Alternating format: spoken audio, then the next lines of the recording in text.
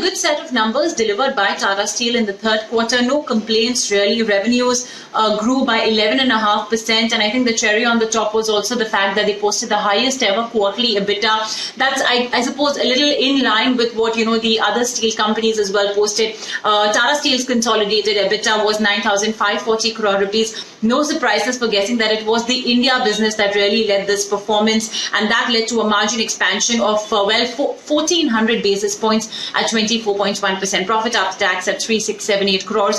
So top line was in line with expectations, whereas margins and bottom line were above expectations. Breaking it down to segmental performance, it's like I mentioned, the India business that once again was the star performer. Deliveries were at 4.65 million tons versus 4.85 million tons in the corresponding quarter. So year on year a little lower, but sequentially improving. The EBITDA per ton definitely was amazing at 18,931 rupees per ton. The exports mix has been going lower. Now the contribution from exports is sub 11%. So remember, exports carry lower realizations. So as this export contribution lowers, product mix improves, and of course operating efficiency initiatives as well by Tata Steel have all aided the margin. So that's about Tata Steel India. Europe, meantime, the segmental performance shows that there is once again an EBITDA loss, by the company. The EU has reported an EBITDA which was negatively impacted by one-offs. So sequentially it improved, but then there were these series of one-offs taken. By the way, the overall exceptional losses were at 154 crore rupees, which was largely with respect to European operations. I think another positive for Tata Steel was also their big deleveraging drive. Remember that in the first half of this fiscal, they have already cut down debt by more than $1 billion. So they've already exceeded that annual debt reduction target that they have of $1 billion.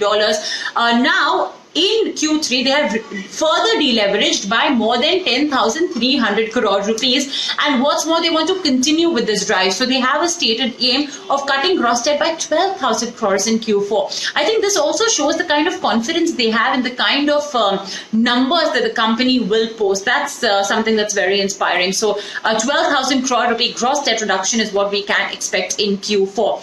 Further, they are also now getting back into capex mode. The company has said that they've restarted allocating capital on margin expansionary growth projects in India. Tata Steel BSL has done well. Tata Steel Long as well has given very good EBITDA per ton. Both of these companies have continuously improved their EBITDA per ton. I suppose the one thing to watch out for now is the plan for Tata Steel Europe. The auditors' doubt on Tata Steel EU's ability to continue as a going concern has remained in this quarter as well. It's flagged off in the auditor's report. Last quarter too, it was flagged off. This continues. So I think what sort of sustainable solution, as the company has said in their commentary, will Tata Steel eventually find will be watched out.